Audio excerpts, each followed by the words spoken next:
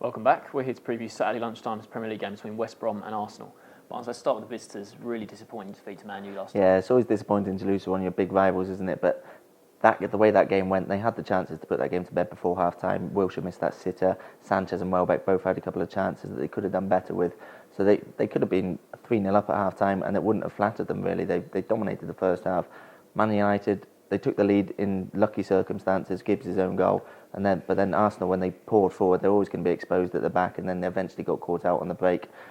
They managed to get a goal back, and they pushed it. There was a lot of injury time, and they pushed for an equaliser, but they didn't get it, and they didn't really do enough in the second half to warrant anything from the game. They should have won it in the first half, but they paid the price for some poor finishing. And another blow as well. They had Chesney and Wilshere go off injured. I think Wilshere, that's a really big blow for them because even though he has his critics for some of the things he does, and people aren't so sure if he's ready to play in that sort of defensive midfield position yet, but I think he does things that some of the other players can't do, especially for England. I think the way he travels with the ball forward, and with those England games recently, that pass against Scotland for Oxlade-Chamberlain, that goal was fantastic. And I just think he offers so much more than players like Arteta and Flamini, who usually play in those two positions, that they just completely don't offer at all. The ability to travel with the ball, and him being out is a real big blow for them.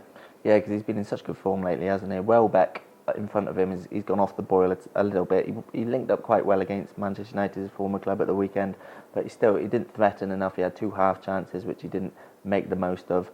Sanchez wasn't able to bail them out this time. Giroud came back though, which is a big plus for them. He got a fantastic goal after coming on as a sub. It was a bonus to have him back a month before. He was scheduled to be back from a broken leg anyway, so that will be a plus from that game.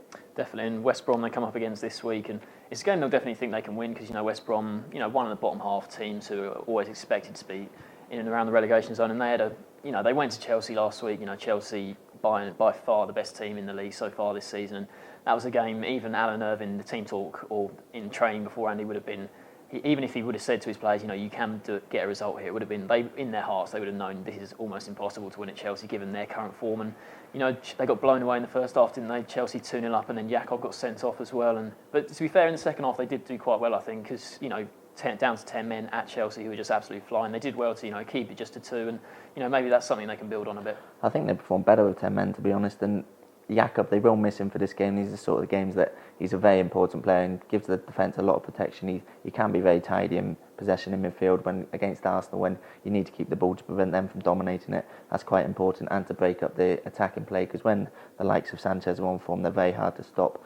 Further forward, Berahino has stopped firing again. He started the season so well. He was never going to keep that up for the whole campaign. But the rest of the team need to share the burden of goals now because they haven't scored in the last 2, and he's been the only one really firing for them this season. Think they can score here? What's your score prediction? I think they can score, but I don't think they'll come away with a win from this one. I'm going for Arsenal 2-1. Yeah, I think Arsenal are going to win as well. I know Arsenal, their form hasn't been great of late, but they are going to pick up a win sooner or later because they're a really good team. So I think Arsenal are going to win 2-0. So both fancy Arsenal to win this one. Thanks for watching.